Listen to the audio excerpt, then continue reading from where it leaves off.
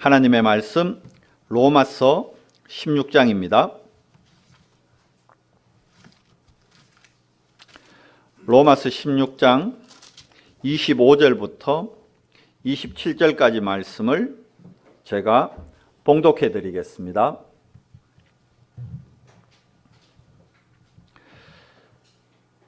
나의 복음과 예수 그리스도를 전파함은 영세전부터 감추어졌다가 이제는 나타나신 바 되었으며 영원하신 하나님의 명을 따라 선지자들의 글로 말미암아 모든 민족이 믿어 순종하게 하시려고 알게 하신 바 그 신비의 계시를 따라 된 것이니 이 복음으로 너희를 능히 견고하게 하실 지혜로우신 하나님께 예수 그리스도로 말미암아 영광이 세세 무궁하도록 있을지어다.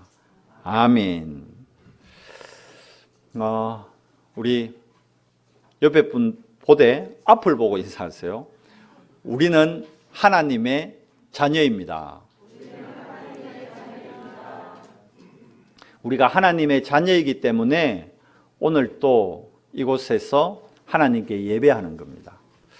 동물은 예배할 수 없습니다. 왜 그렇습니까? 영혼이 없기 때문입니다. 인간만 하나님이 영적 존재로 만드셨습니다. 그래서 하나님께 예배할 수 있는 겁니다. 하나님께 예배할 때 하나님이 하시고자 하는, 하나님이 나타내시고자 하는 일을 깨닫게 되는 겁니다. 우리가 창세기 말씀 확인했잖아요. 창세기에 하나님이 직접 얘기하시잖아요. 내가 할 일을 아브라함에게 숨기겠느냐. 그러니까 하나님은 하나님 자녀에게 하나님이 하실 일을 모두 보여주신다는 겁니다. 그러면 이 땅에 일어나는 모든 사건에는 하나님의 메시지와 하나님의 음성이 담겨 있다는 거예요. 그래서 문제 가운데는 반드시 뭐가 있느냐? 그 문제 안에 하나님의 특별한 응답이 예비되어 있다는 겁니다. 지난주 오후 우리 임마누엘 오후 예배 메시지가 우리 주보에 오후 메시지 바로 나와 있죠. 홍해 앞에 선 이스라엘이었습니다. 이스라엘 백성들이 요셉이 총리가 됨으로 야곱과 그 요셉의 형들이 애굽의 고센 땅에 그러니까 총리의 형제로 가족으로 귀족으로 들어갔단 말이에요. 그러고 시간이 400년이 흘렀습니다. 400년이 흐르고 이제 애굽 땅에서 분명히 귀족으로 들어갔는데 400년이라는 시간이 흐르면서 신분이 어떻게 됐느냐. 출애굽기 말씀에 보니까요. 이스라엘 백성들이 노예가 되어버렸어요. 왜 그렇게 되었을까요? 왜 그렇게 되었죠? 언약을 놓쳐버림으로. 성경에 뭐라 되어 있냐면 요셉을 알지 못하는 왕이 나왔다 이렇게 되어 있어요. 아니 생각해 보세요. 요셉을 알지 못하는 왕이 나올 수 있겠어요? 요셉이 이집트 역사에 애굽 역사에 큰 한 획을 그은 인물인데 애굽이 멸망할 수도 있는 그 절체절명의 시간에 애굽에 하나님의 능력으로 말미암아 애굽의 왕국을 애굽 왕조를 존속시킨 절대무위한 응답을 받았던 그것도 이방의 총리를 애굽 역사에서 잊혀질 수 있겠어요? 모를 수 있겠어요? 그 말이 아니죠. 그렇잖아요. 여러분 왜 이순신 장군을 우리가 지금도 기억합니까? 이순신 장군이 우리나라가 일본이 우리나라를 침략해가지고 임진왜란 때 우리나라가 풍전등화와 같은 위기의 시대 때 이순신 장군이 거북선 앞세워가지고 일본과의 전투를 계속 승리함으로 우리 백성들의 사기도 군인들의 사기도 고조시킴으로 결국은 그 임진왜란을 잘 넘어갈 수 있도록 국가적 영웅이 있었기 때문에 그래서 시대가 지났지만 지금 또 이순신 장군을 우리가 기억하고 기념하는 거잖아요. 그렇다면 출애굽기 말씀에 요셉을 알지 못하는 왕이 있었다. 왕이 여러분 그날의 역사 공부 안 하겠어요? 하죠. 당연히 하죠. 이 말은 무슨 말이냐 하면 요셉의 역사적 사실을 망각했다는 게 아니고 요셉 때 역사하신 하나님의 능력을 빼버렸다는 거예요. 자기들 입맛에 맞게. 이해가 되세요? 여러분, 복음이 언약이 희미해져 버리면 이렇게 되는 겁니다. 그러나 보세요. 하나님은 하나님이 주신 언약을 반드시 성취시키십니다. 하나님이 분명히 뭐라 했냐 하면 이스라엘 백성들을 애굽의 종되게 하려고 내려보낸 게 아니거든요. 뭐 하려고요? 하나님은 하나님의 일을 한 거예요. 자, 400년 동안 하나님의 음성이 한마디도 안 들려요. 성경에 보면 하나님의 침묵기라는 곳이 2곳 나와요. 어디에 나오느냐 하면, 여러분, 신약 성경, 구약 성경 그 차이점이 뭐냐면, 구약의 마지막이 말라기잖아요. 말라기 성경이고, 그 이후에 신약 성경이 마태복음입니다. 요때가 말라기 선지자가 하에게 하나님이 예언을 주고, 그리고 신약 성경에 세례 요한이 올 때까지, 요때 기간이 얼마 정도 되느냐면 약 한 400년 됩니다. 요 400년 동안에는 하나님의 음성이 전혀 안 나타나요. 그런데 이때를 보고 하나님의 침묵기, 암흑기라 그럽니다. 근데 요때 말고 또 언제냐 하면 창세기가 끝나고 여러분 출애굽기 시작할 때 400년이라는 시간이 흘러요. 요셉이 죽고 난 다음에 400년 동안 하나님이 말씀이 없으셔요. 말씀을 안 주셔요. 요때도 하나님의 침묵기입니다. 그러면 하나님이 침묵했다는 것은 하나님이 그러면 방관하고 방조만 했을까요? 아니에요. 하나님이 말씀을 주지 않았지만 하나님은 하나님의 일을 행하신다는 겁니다. 잘 아셔야 됩니다, 여러분. 지금 많은 사람들이 그래요. 하나님, 지금 교회가 이래 수치를 당하고 기독교인들이 수치를 당하는 이 시대에 하나님 뭐 하고 계십니까? 왜 하나님 침묵하고 계십니까? 왜 저 불신자들이 예배도 못 드리게 하고 모이지도 못하게 하는데 하나님 왜 가만히 계십니까? 하나님 가만히 계시는 게 아니에요. 하나님은 지금도 일하시고 계시고 역사하고 계십니다. 창세가 끝나고 출애굽이 시작될 때까지 하나님이 역사하셨다는 증거. 보세요. 400년이면 옛날에는 100년을 한 세대로 봤습니다. 그렇잖아요. 그러면 4세대 동안, 4대가 지나가는 동안에 70명이 들어갔어요. 그런데 여러분 출애굽기에 나올 때 이스라엘 백성이 얼마 나오는지 압니까? 남자만 장정만 60만이요. 60만. 70명이 400년 만에 60만 된 거예요. 그러면 거기에 부인과 아이들까지 합하면 최소 200만이요. 200만. 출애굽기가 나올 때 200만이 되게 한 거예요. 하나님은 애굽이라는 강대국 안에서 이스라엘을 200만의 큰 민족이 되도록 하나님은 계속 역사하신 겁니다. 애굽 왕들이 이 이스라엘이 급속하게 번성하고 생육하는 걸 막아보려고 이스라엘의 남자애들이 나오면 다 죽이는 정책까지 썼다니까요. 그러는데도 못 막아요. 하나님의 역사는 막을 수 없는 겁니다. 여러분 아셔야 됩니다. 지금 코로나19 사태 때 많은 사람들이 하나님이 왜 가만히 계십니까? 하나님이 가만히 계시는 게 아니에요. 하나님은 지금 또 하나님의 일을 이루고 계신 겁니다. 우리가 보지 못하고 깨닫지 못할 뿐이죠. 언제 보이고 언제 깨달아집니까? 우리가 하나님 앞에 단을 쌓고 하나님께 집중할 때 하나님의 계획이 보여집니다. 여러분 코로나19 사태뿐만이 아닙니다. 여러분이 어떤 인생을 살아가면서 중요한 어려운 일을 당했을 때 여러분 착각할 수 있습니다. 아니 목사님 하나님한테 정말 나 기도했는데요. 하나님이 응답 안 하십디다. 정말 너무 중요한 일이라서 하나님 앞에 진짜 금식하며 기도했는데 하나님이 응답 안 하십디다. 하나님이 응답 안 하신 게 아니에요. 하나님은 그 순간에도 예비하신 응답을 보여주시는 겁니다.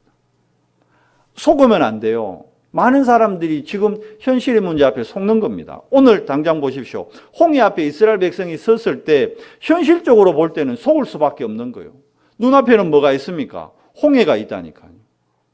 배가 없어요. 지금 이스라엘 백성들이 배 만들 시간도 없어요. 그런데 왜 그러냐? 그러면 천천히 배 만들어 가지고 건너면 문제가 안 되는데 배를 만드는데 하루 이틀에 만들 수 있는 게 아니잖아요. 배를 만들려면 최소 한두 달은 걸리는데 그러면 한두 달 여유를 줘야 되는데 지금 앞에는 홍해 바다인데 뒤에 보니까 누가 쫓아옵니까? 애굽 왕이 바로가 정신 차려 보니까 이스라엘 자기 노예들이 다 빠져나가 버렸단 말이에요. 안 되겠다 싶어서 다시 잡으러 다 나온 거예요. 그러니까 애굽 군대가 뒤에서 막 쫓아옵니다. 죽게 생긴 거예요. 현실적으로는 이걸 보고 진퇴양난이라고 그러죠. 앞으로 갈 수도 없고 뒤로 갈 수도 없고 진짜 가운데서 다 죽게 생겨요. 그러니까 이스라엘 백성들이 또 속습니다. 출애굽에 나왔는데 유월절 어린 양의 피를 바르고 그리스도의 능력으로 바로 왕에서 해방되어 나왔는데도 이 각인 뿌리 체질이 안 바뀌는 거예요. 마음과 생각 안 바뀌는 겁니다. 그러니까 당장 하나님의 능력보다는 불신앙합니다. 뭐라고 불신앙합니까? 우리를 죽일 데가 없어가지고 차라리 애굽에 남아 있었으면 이렇게 막 표현이 이상하지만 헛된 죽음, 개 죽음을 당하진 않지. 지금 우리 여기에서 다 죽게 생겼지 않느냐. 물에 빠져 죽든지 아니면 뒤에 애굽 병사들 칼에 맞아 죽든지 우리 다 죽게 생겼다. 이게 뭐냐? 불신앙합니다. 그러나 이때 모세는 불신앙하지 않았습니다. 자기를 미디안 광야에서 바로 앞에 세운 분이 하나님이셨고 모세가 10가지 기적을 행한 게 아닙니다.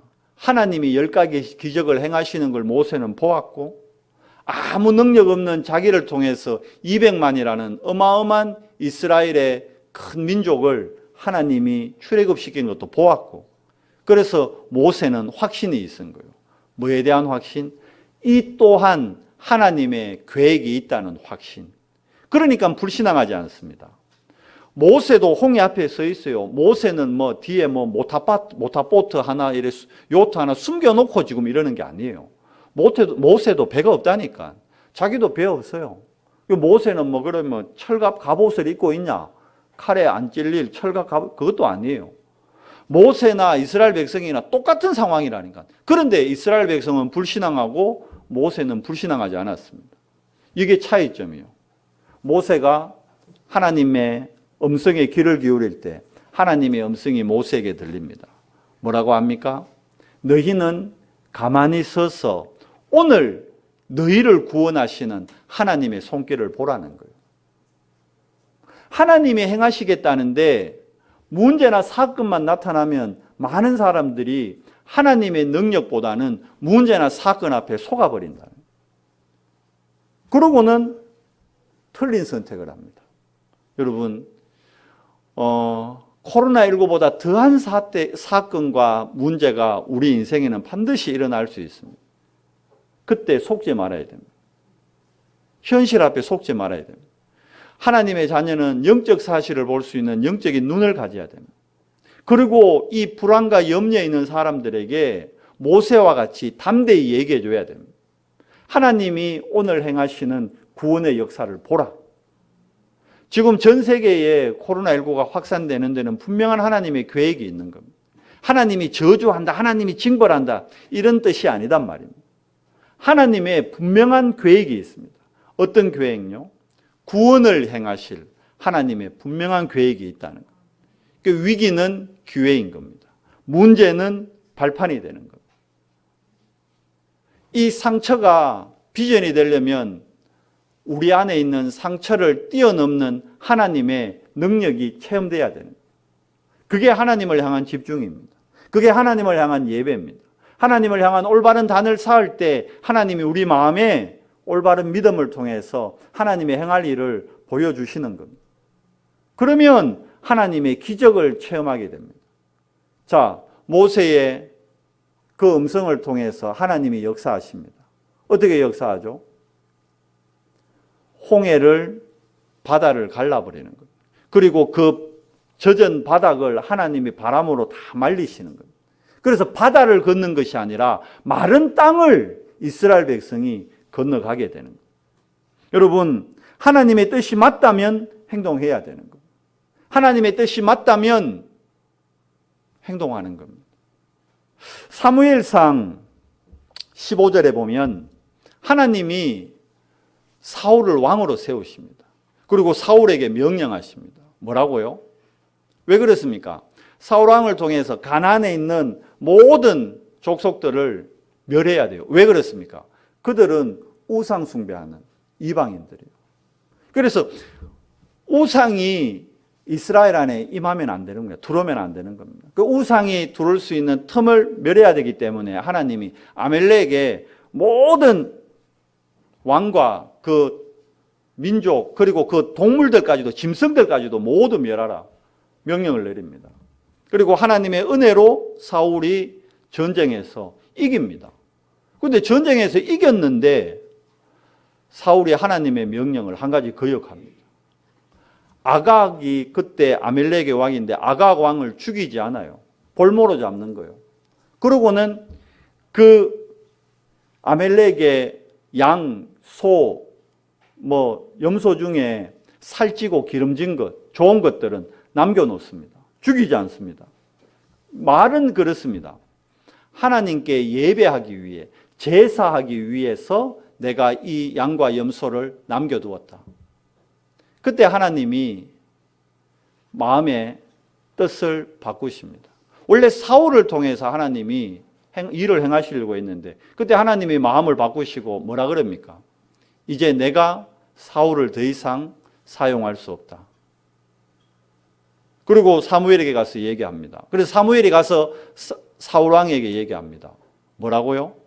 아니 왜 하나님의 명령을 사울 왕 당신이 어겼느냐? 그때 사울이 뭐라 그럽니까? 내가 하나님한테 제사하려고 이 양을 남겨두었다. 그때 사무엘이 했던 유명한 말이 바로 이 말입니다. 제사보다 순종이 낫다. 하나님의 말씀에 순종하는 것이 제사보다 나은 겁니다.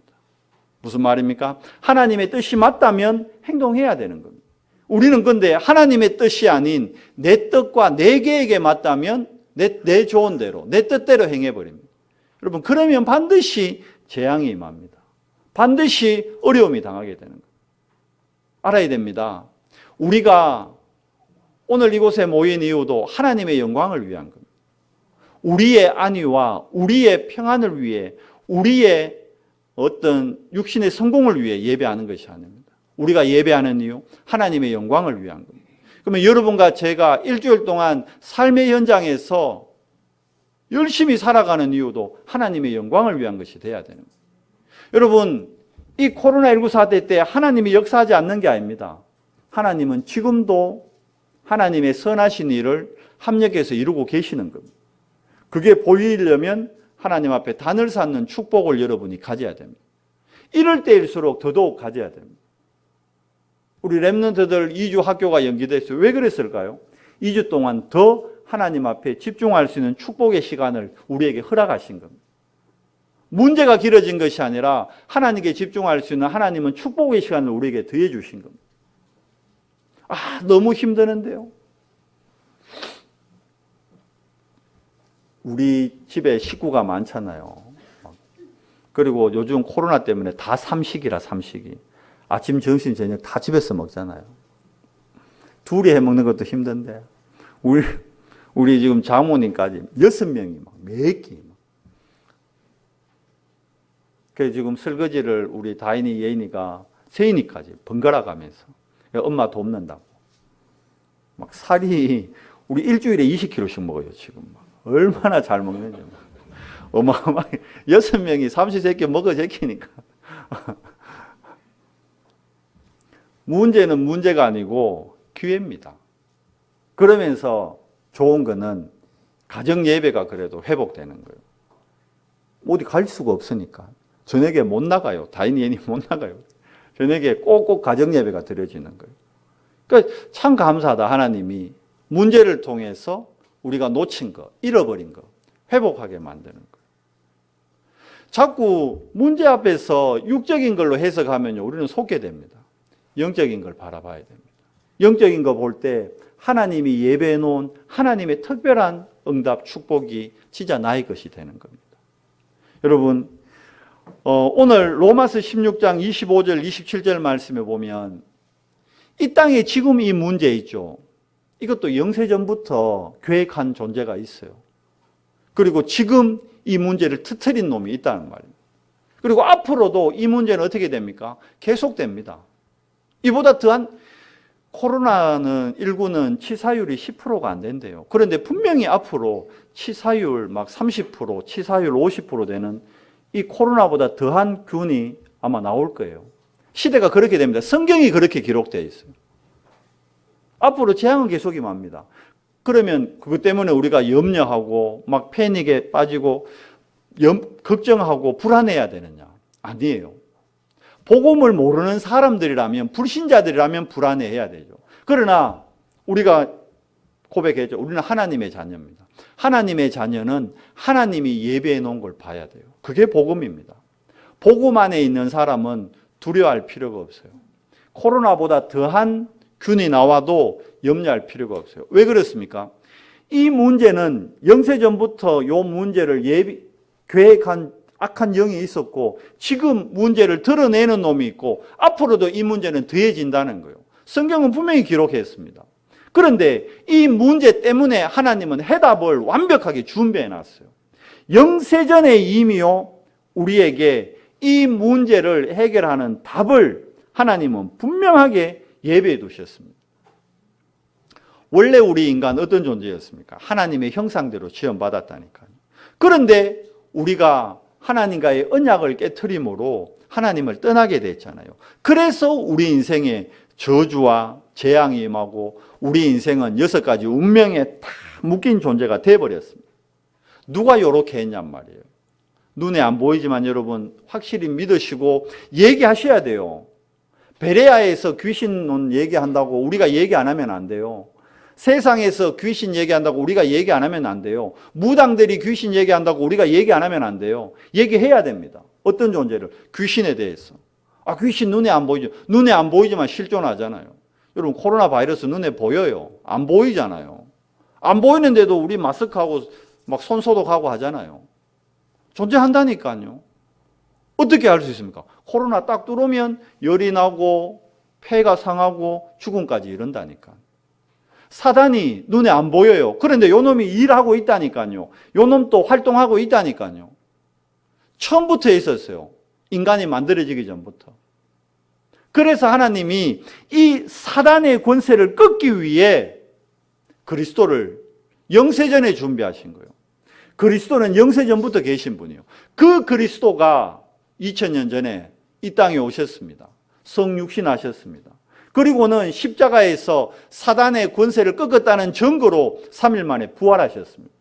그러니까 우리는 이 부활하신 예수 그리스도를 우리 인생의 주인으로 영접한 겁니다. 이 부활하신 예수 그리스도를 영접할 때 우리가 하나님의 자녀가 된 겁니다. 그래서 여러분과 저는 하나님의 자녀가 된 거예요. 사단의 권세를 완전히 꺾으신 그 그리스도가 지금 우리의 주인이신 겁니다. 속지 마세요. 그 그리스도를 통해서 우리가 구원받았기 때문에 이제 그 그리스도가 나의 주인임을 고백하고 이제 우리의 각인뿌리 체질이 바뀌어져야 되는 거예요. 나 중심에서 이제 뭐 중심으로 바뀌면 됩니까? 그리스도 중심으로 바뀌면 됩니다. 세상 중심에서 교회 중심으로, 물질 중심에서 영적인 것 중심에서, 악령 중심이 아닌 하나님 중심으로 성령의 인도를 받는 그때 하나님의 능력이 실질적으로 나타납니다. 하나님의 능력이 나타날 때 정인되는 거예요. 그리고 지금 불신자들이 만연한 세상에 하나님의 능력을 반대하는 흐름, 이 흐름을 바꿀 수 있는 복음의 흐름을 나타낼 정인으로 우리가 쓰임받게 되는 거예요. 언제요? 바로 지금입니다. 지금 하나님의 이정표를 따라서 뭘 해야 됩니까? 나를 바꾸는 겁니다. 내가 나를 바꿀 수 없어요. 성령이 우리 주인이 되실 때 우리가 바뀌어지는 겁니다. 하나님의 이정표를 나의 신앙 발판으로 삼아야 됩니다. 그러려면 10가지 신앙 발판, 이거 늘 듣고 하는 거지만 다시 확인해야 됩니다. 말씀드렸죠. 코로나19가 지금 전 세계를 막 덮으며 이걸 창궐이라 그러죠. 전 세계에 창궐하고 있습니다. 이 또한 하나님이 허락하셨다는 걸 아셔야 됩니다. 하나님이 주무시기 때문에 이렇게 전 세계가 코로나에 뒤덮이는 게 아닙니다. 하나님이 허락하셨습니다. 거기에는 하나님의 분명한 절대 계획이 있다는 겁니다. 그래서 하나님의 절대 주권을 인정해야 됩니다. 그러면 이 코로나 사태의 유일한 답이 뭘까요?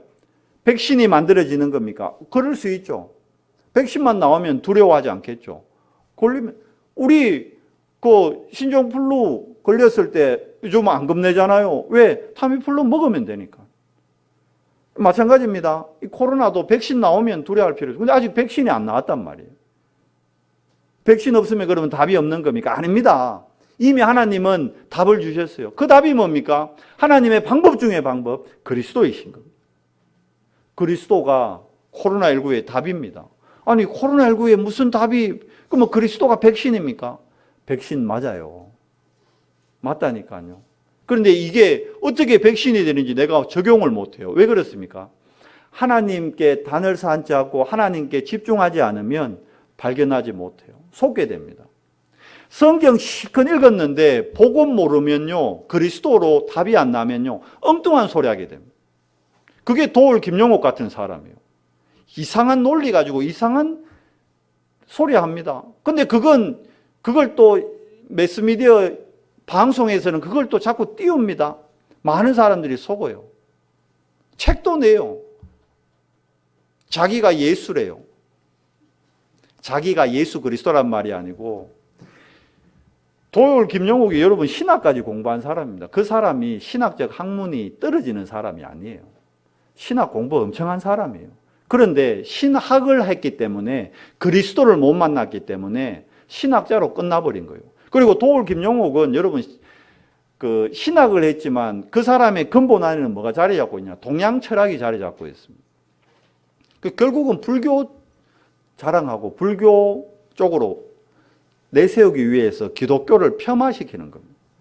그러면서 자기가 말도 안 되는 소리 하는 거예요. 그러니까 도울 김용옥이 늘 내세우는 성경 구절이 대부분이 요한복음입니다. 그러니까 요한복음을 여러분 사복음서라 그럽니다. 사복음서 중에 사복음이라 그럽니다. 공간복음이라 안 그래요. 왜 그러냐 하면 많은 신학자들이 또 신학으로 나누기 때문에 그렇습니다. 요한복음은 헬라인들에게 이방에게 전한 계획이에요. 그러니까 요한복음에는 보면 로고스가 나오잖아요. 이 로고스 해석을 도울 김용옥은 자기 마음대로 하는 거예요.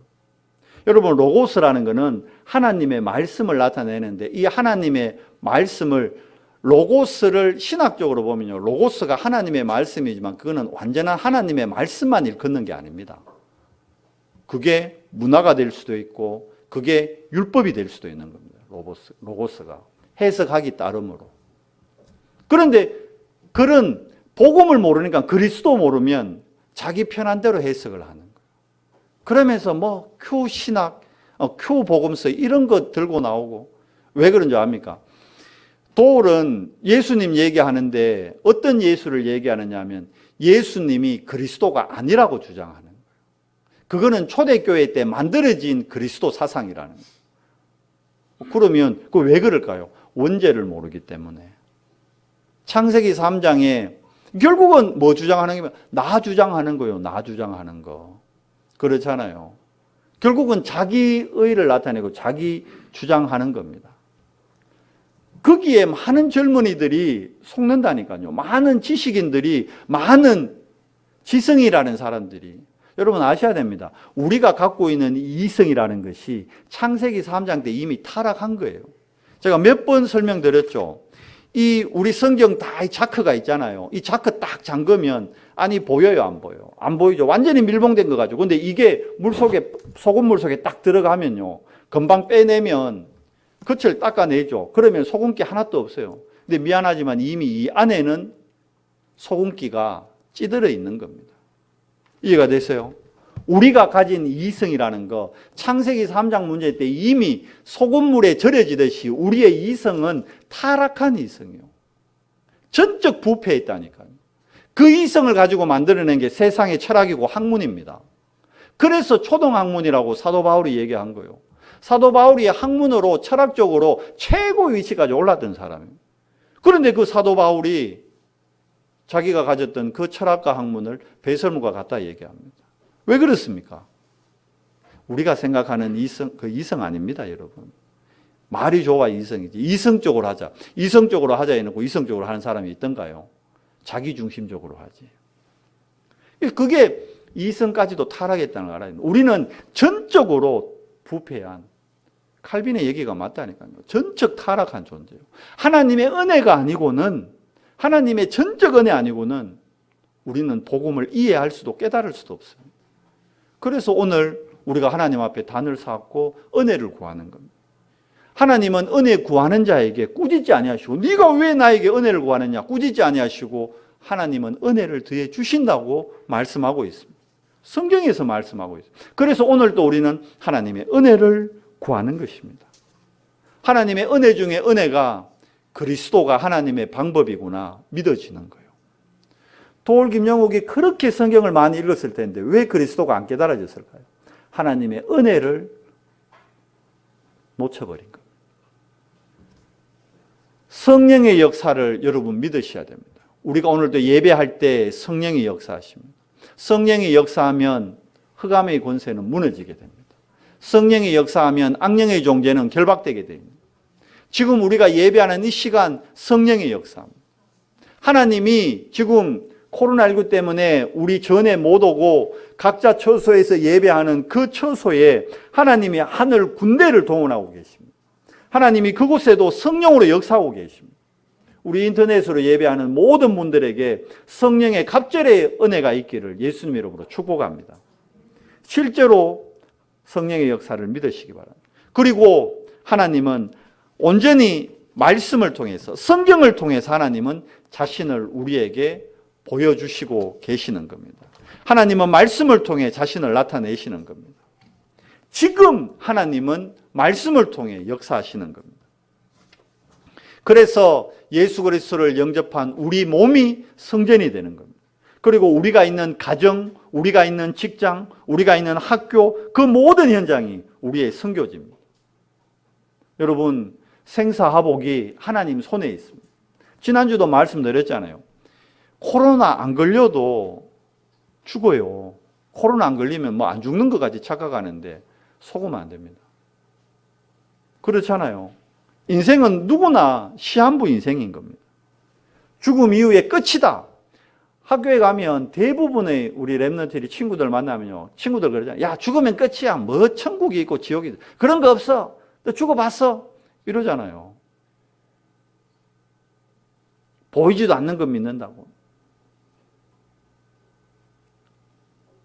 여러분, 생각을 보여줄 수 있습니까? 마음을 보여줄 수 있습니까? 보여줄 수 없어요. 그러나 분명 존재합니다. 천국과 지옥은 반드시 존재합니다. 하나님의 말씀이 분명 기록되어 있습니다. 그 내세에 하나님은 우리를 하나님의 나라로, 하나님의 방법인 그리스도로 말미암아 하나님의 나라로 우리를 인도하신다는 거 여러분 믿으시기 바랍니다. 그리고 이 사실을 전하는 자, 그 사람들이 전도자입니다.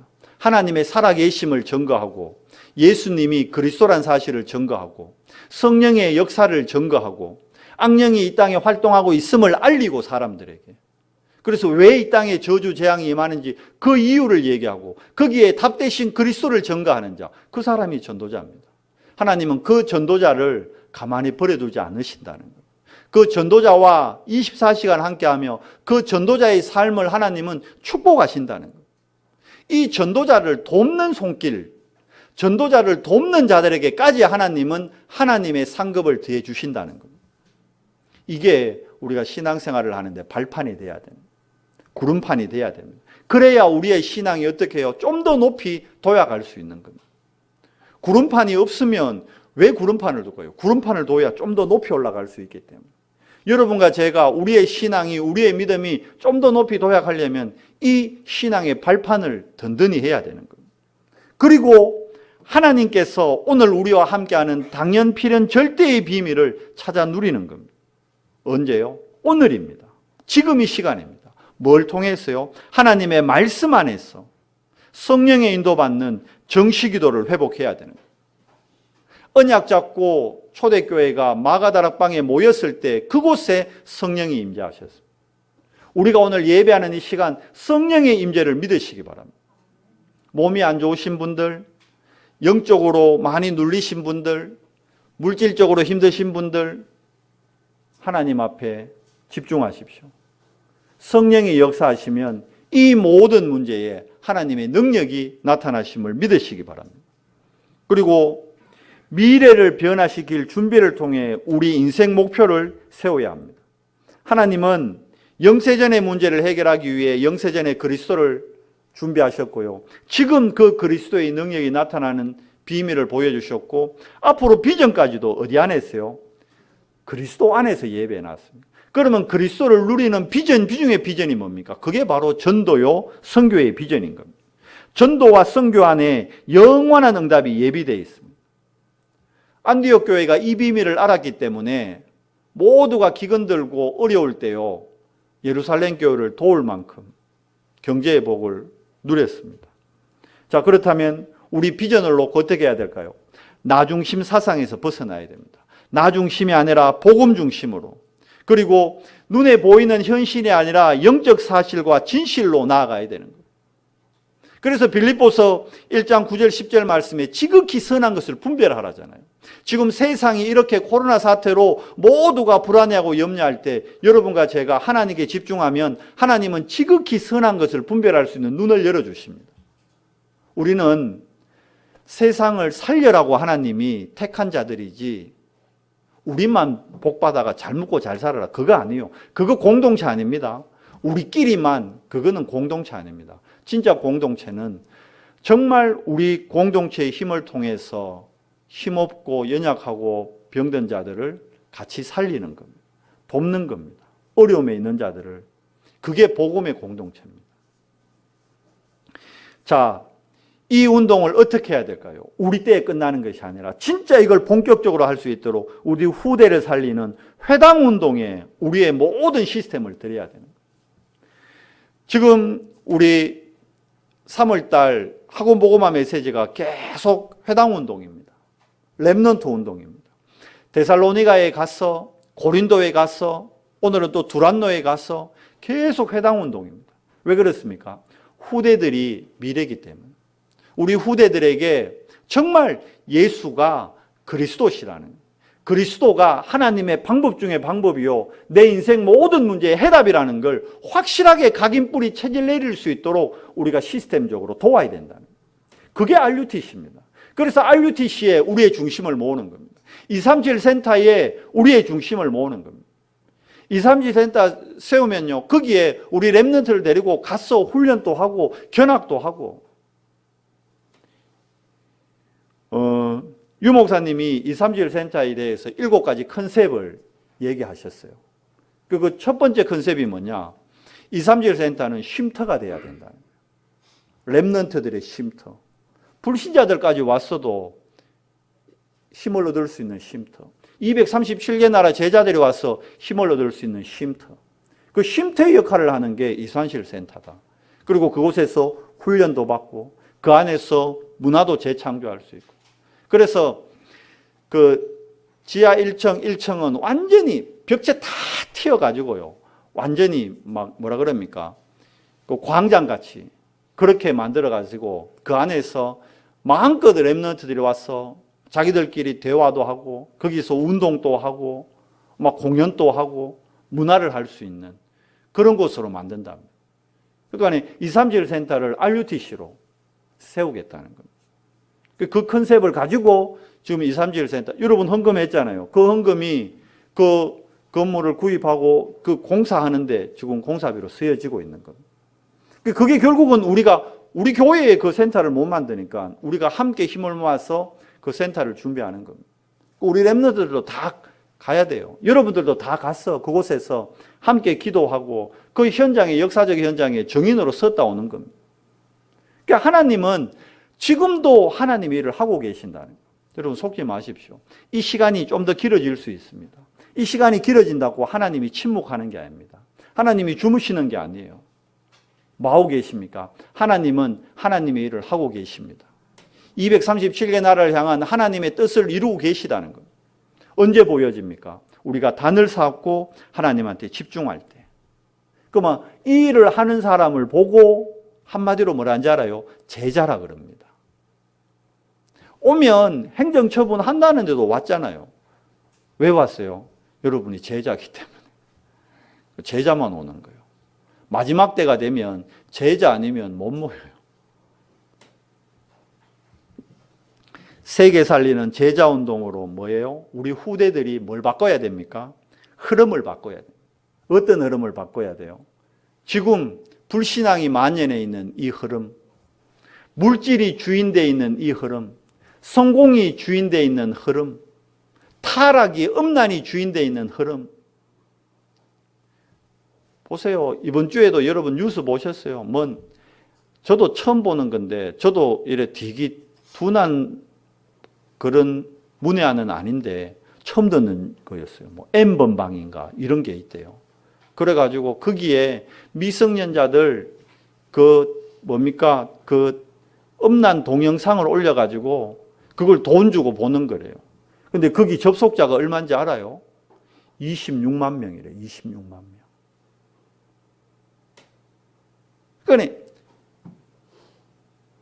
여러분 코로나 지금 10,000명도 안 되는데 이거 갖고 난리라 그러는데 여러분 그것도 돈도 비싸더구만.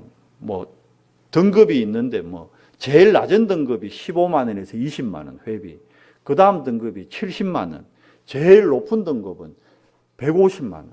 근데 그 돈 주고 그 음란물을 보겠다고 달라드는 그 사람들이 우리나라에 여러분 26만 명이 있대요. 이 코로나보다 더한 병에 걸린 사람들이에요, 지금. 세상이 이렇게 됐다니까요. 지금 완전히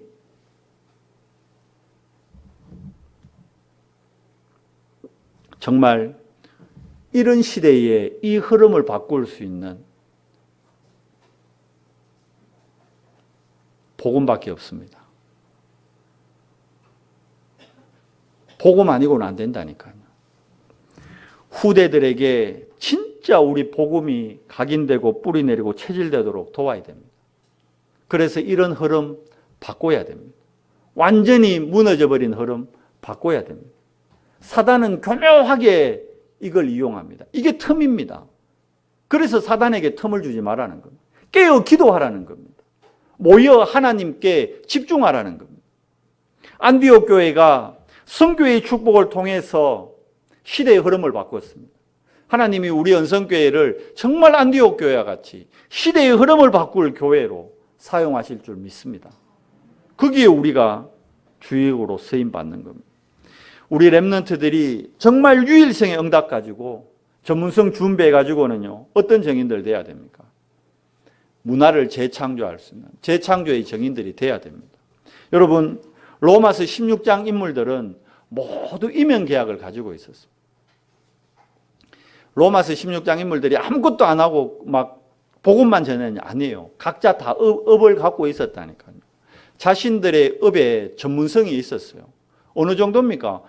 밝혀진 바로 우리가 문헌적으로 한 대표적인 인물로 브리스길라 부부만 해도 텐트를 너무 잘 만들어가지고 로마 군대에서 야, 너희 텐트 너무 좋다. 우리한테 납품해라. 그래서 로마 군대에 텐트를 만들어 납품할 정도로. 그러다 보니까 당연히 그 시대는 로마가 전쟁으로 세계를 정복하던 시대니까 그 잠을 어디서 자요? 로마 병사들 다 텐트에서 자야 되니까 텐트가 어마어마하게 필요한 시대예요. 그거를 브리스길라 부부가 늘 만들어서 납품했다니까.